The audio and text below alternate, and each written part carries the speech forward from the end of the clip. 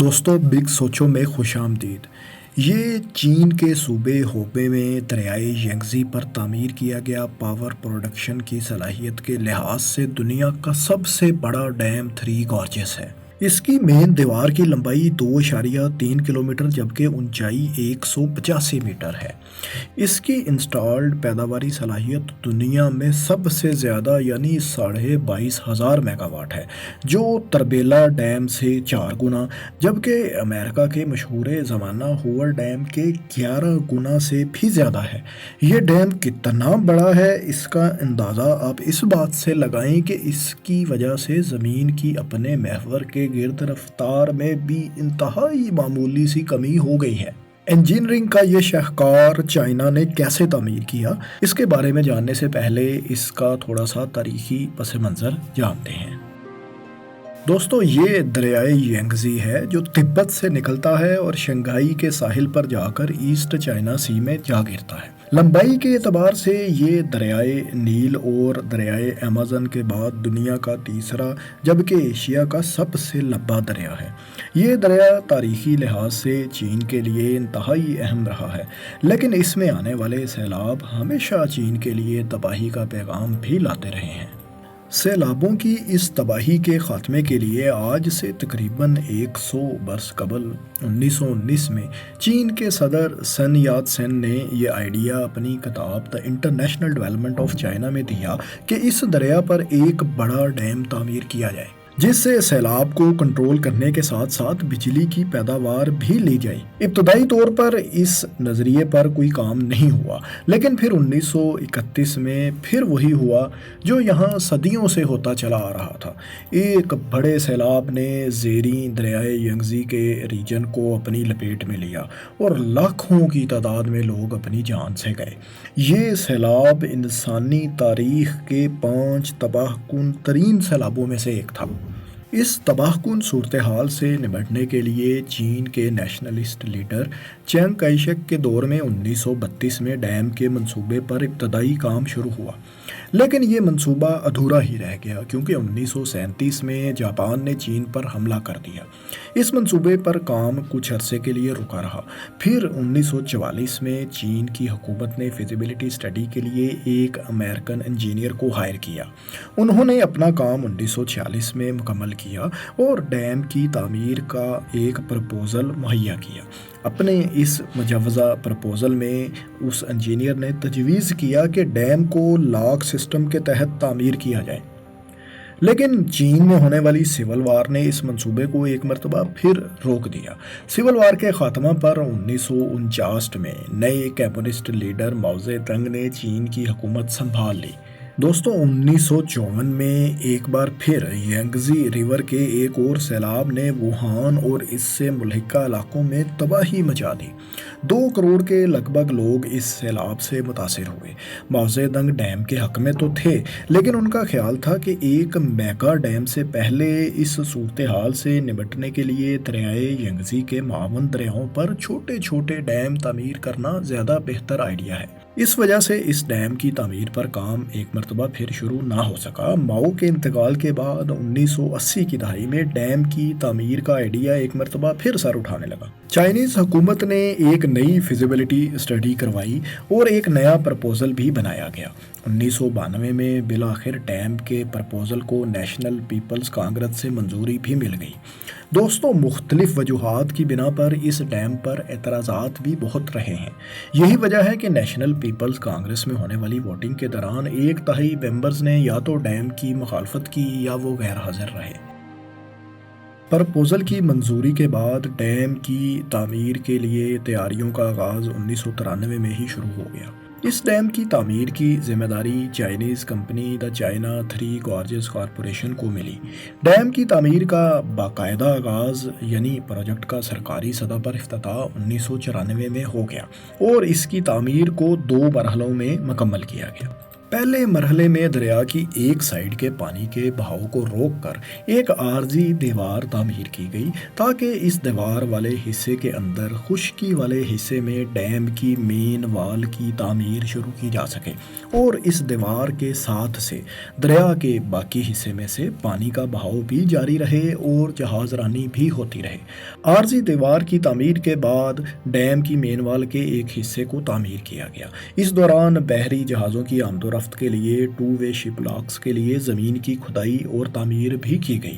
پہلے مرحلے کا کام 2003 میں مکمل ہوا۔ 700 میگا واٹس کی 14 ٹربائنز کو بھی اسی مرحلے میں انسٹال کیا گیا۔ پہلے مرحلے کی تکمیل پر بلاسٹنگ کر کے عارضی دیوار کو گرا دیا گیا اور پانی کو اب مین وال کے اندر بنائے گئے سپل ویز سے گزار کر ٹیسٹنگ کے عمل کو شروع کیا گیا۔ ڈیم کے پہلے مرحلے میں لگائی گئی ایک ٹربائن سے 2003 میں ہی بجلی کی پیداوار شروع ہو گئی تھی۔ پہلے مرحلے کی تکمیل کے بعد اب دوسرے مرحلے کا آغاز ہونا تھا۔ دوسرے مرحلے میں دریا کے بہاؤ کی دوسری طرف پہلے مرحلے والی تعمیر شدہ دیوار کے ساتھ ایک عارضی دیوار تعمیر کی گئی اور مین وال کے دوسرے حصے پر کام کا آغاز ہوا۔ اس مرحلے کی تکمیل 2006 میں ہوئی۔ مین وال کے اس حصے میں بھی 700 میگا واٹ کی مزید 12 ٹربائنز کو انسٹال کیا گیا۔ اس طرح دیوار کے ساتھ کل ٹربائنز کی تعداد 26 ہو گئی۔ اس کے علاوہ مزید 8 ٹربائنز کو ڈیم کی دیوار سے ہٹ کر زیر زمین نصب کیا گیا۔ 2006 میں مین وال کی کنسٹرکشن مکمل ہونے کے ساتھ ہی پہلے مرحلے والی 14 ٹربائنز پوری طرح فعال ہو چکی تھی اور پوری صلاحیت پر بجلی کی پیداوار بھی ہو رہی تھی۔ اب مرحلہ تھا ڈیم میں پانی بھرنے کا۔ اس سٹیج میں ڈیم کو پانی سے بھرنا شروع کیا گیا۔ 2007 تک ڈیم میں پانی کا لیول 156 میٹر تک پہنچ چکا تھا اور دوسرے مرحلے کی ٹربائنز بھی ایک ایک کر کے فعال ہوتی چلی جا رہی تھیں۔ 2009 میں ٹیسٹنگ کے آخری مرحلے کا آغاز ہوا۔ ڈیم کو اس کی میکسیمم گنجائش یعنی 175 میٹر تک پانی سے بھرنے کا آغاز کیا گیا۔ 2010 میں ڈیم پوری طرح بھر چکا تھا۔ اب ڈیم کی ٹیسٹنگ کے تمام مراحل کو انتہائی باریک بینی سے پرکھا گیا۔ اس مرحلے میں شپ لاکس، سپل ویز اور تمام ٹربائنز کو اچھی طرح سے جانچا گیا۔ 2012 میں تمام یونٹس کے پوری طرح فعال ہو جانے پر ڈیم اپنی پوری صلاحیت پر بجلی پیدا کرنا شروع ہو چکا تھا۔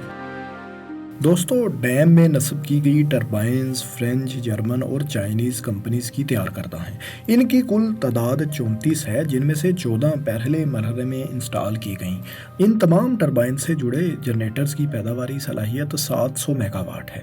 دوسرے مرحلے میں دیوار کے ساتھ انسٹال کی گئی 12 ٹربائن میں سے بھی ہر ایک کی پیداواری صلاحیت 700 میگا واٹ ہے، جبکہ انڈر گراؤنڈ باقی 8 میں سے 6 ٹربائنز 700 میگا واٹ اور 2 کی بجلی پیدا کرنے کی صلاحیت 50 میگا واٹ ہے۔ اس طرح ڈیم کی کل electricity generation capacity 22,500 mega watt ہو جاتی ہے۔ یہ دنیا میں کسی بھی ہائیڈرو پاور پروجیکٹ کی سب سے زیادہ بجلی پیدا کرنے کی صلاحیت ہے۔ اس کے بعد دنیا میں کسی بھی ڈیم کی یہ صلاحیت ایتائپو ڈیم کی ہے، جو 14,000 میگا واٹ ہے۔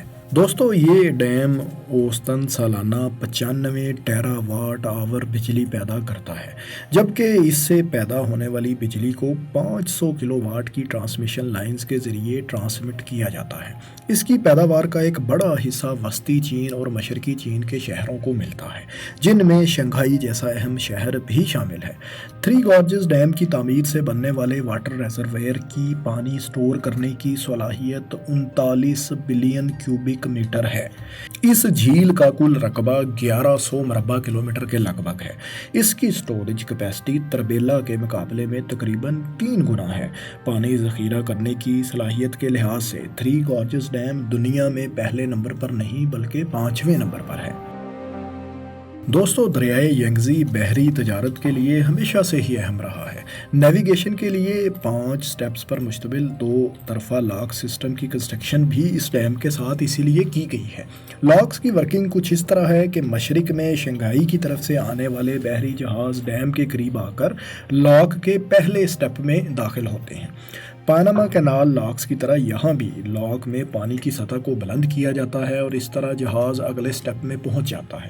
ایسے ہی کرتے کرتے 5ویں اور آخری سٹیپ کو عبور کرنے کے بعد جہاز ڈیم میں داخل ہو جاتا ہے اور مغرب کی طرف اپنا سفر جاری رکھتا ہے۔ بالکل اسی طرح اگر کوئی جہاز شنگھائی کی طرف جا رہا ہو تو وہ ڈیم کے آخری حصے میں آ کر لاک میں داخل ہو جاتا ہے۔ اب کی بار پانی کے لیول کو کم کرتے ہوئے جہاز کو نیچے دریا میں داخل کیا جاتا ہے۔ لاکس سے 10,000 ٹن تک کا بحری جہاز آسانی سے گزر سکتا ہے۔ دوستو ان لاک سے گزرنے کے لیے ایک بحری جہاز کو 4 گھنٹے کا وقت درکار ہوتا ہے، لیکن چائنیز نے اس کا متبادل بھی یہاں بنا رکھا ہے اور وہ ہے ہائیڈرولک شپ لفٹ سسٹم۔ اسے 2015 میں تعمیر کیا گیا۔ لفٹ کسی بحری جہاز کو صرف 40 منٹ میں نیچے دریا سے ڈیم اور ڈیم سے دریا تک پہنچا دیتی ہے۔ اس عظیم الشان ڈیم کی تعمیر پر آنے والی کل لاگت کا ابتدائی تخمینہ 22 ارب ڈالر لگایا گیا تھا، لیکن جب اس کی تعمیر مکمل ہوئی تو اس پر 37 ارب ڈالر کا خرچہ آ چکا تھا۔ کل لاگت میں سے ڈیم کی کنسٹرکشن پر 19 ارب ڈالر، پاور ٹرانسمیشن پر 5 ارب، جبکہ نقل مکانی کرنے والوں کی ری سیٹلمنٹ پر آنے والے اخراجات 13 ارب ڈالر تھے۔ دوستو چین کا یہ منصوبہ اسٹیٹ سپانسرڈ تھا۔ اس کے لیے رقم مختلف سورسز سے حاصل کی گئی، جن میں 3 Gorges development fund, China development bank سے لیا گیا قرضہ شامل ہے۔ دوستو 2012 کے بعد سے یہ ڈیم سالانہ تقریباً 8 ارب ڈالر کی بجلی پیدا کر رہا ہے۔ تو اس حساب سے ہم دیکھیں تو اپنے اوپر آنے والی لاگت کو یہ ڈیم تقریباً ریکور کر چکا ہے۔ دوستو میگا پروجیکٹس دنیا میں کہیں بھی تعمیر کیے جائیں ان پر اعتراضات تو لازمی اٹھتے ہیں۔ یہ ڈیم بھی اس لحاظ سے متنازع رہا کہ اس کے واٹر ریزروائر میں سینکڑوں گاؤں، شہر اور چھوٹے چھوٹے قصبے آ گئے اور تقریباً 13 لاکھ لوگوں کو نقل مکانی کرنی پڑی۔ صرف یہی نہیں بلکہ آثار قدیمہ کی کچھ سائٹس بھی زیر آب آ گئیں۔ یہی وجہ ہے کہ کئی بین الاقوامی اور چائنیز انسانی حقوق کی تنظیموں نے ڈیم کی تعمیر پر شدید تحفظات کا اظہار کیا اور آج بھی کرتے چلے آ رہے ہیں۔ اس ڈیم پر اعتراض یہ بھی کیا جاتا ہے کہ چائنا نے اتنا بڑا ڈیم فالٹ لائن ریجن میں تعمیر کیا ہے۔ اگر کبھی زلزلہ آ گیا تو ڈیم کے ٹوٹنے سے ہونے والی تباہی مون سون کے سیلابوں سے آنے والی تباہی سے کہیں زیادہ ہوگی اور خاص طور پر زیریں دریائے ینگزی کا ریجن شدید متاثر ہوگا۔ ایک اعتراض یہ بھی کیا جاتا ہے کہ ڈیم کی وجہ سے یہاں کی وائلڈ لائف شدید متاثر ہوئی ہے اور آس پاس کے علاقوں میں لینڈ سلائڈنگ بھی بڑھ گئی ہے۔ ان تمام اعتراضات میں سب سے زیادہ اعتراض جس پر زور لگایا گیا وہ تھا لوگوں کی نقل مکانی، لیکن چائنیز حکومت کا ہمیشہ سے موقف رہا ہے کہ اس ڈیم کے لانگ ٹرم میں آنے والے فوائد ان نقصانات سے کہیں زیادہ ہیں۔ گرین اور رینیوبل انرجی کے اس پروجیکٹ کی تعمیر سے چین میں کوئلے کی سالانہ کھپت میں تقریباً 50 ملین ٹن کمی واقع ہو گئی ہے، جو کہ ظاہر ہے ماحولیات کے لیے بہت مفید ہے۔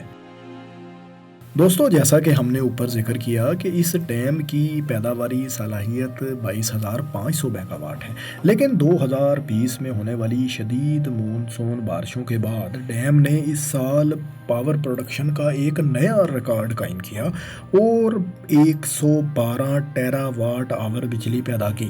اس سے پہلے یہ ریکارڈ ایتائپو ڈیم کے پاس تھا، جس نے 2016 میں 103 ٹیرا واٹ آور بجلی پیدا کی تھی۔ اس سال ڈیم مکمل طور پر پانی سے بھر گیا تھا، بلکہ 2020 میں تو ماہرین اس خدشے کا اظہار بھی کر رہے تھے کہ اس سیلابی صورتحال سے یہ ڈیم ٹوٹ بھی سکتا ہے۔ دوستو اس ڈیم کے بارے میں ایک دلچسپ بات جو ناسا نے بتائی وہ یہ ہے کہ اس عظیم الشان ڈیم کی وجہ سے ہماری زمین کی اپنے محور کے گرد رفتار تک کم ہو گئی ہے، لیکن دوستو 1 سیکنڈ کے 1 ملینتھ حصے سے بھی کم وقت کی یہ تبدیلی اس قدر معمولی ہے کہ اس کو اگنور ہی کیا جا سکتا ہے اور نہ ہی اس سے کوئی فرق پڑتا ہے۔ دوستو چین کے اس شاہکار ڈیم کی کہانی آپ کو کیسی لگی اور آپ کو کیا لگتا ہے چین کو یہ ڈیم تعمیر کرنا چاہیے تھا یا نہیں؟ اپنی رائے سے کمنٹس میں ضرور آگاہ کیجیے اور اس قسم کی مزید معلوماتی ویڈیوز دیکھنے کے لیے ہمارا چینل سبسکرائب بھی کر لیں۔ شکریہ۔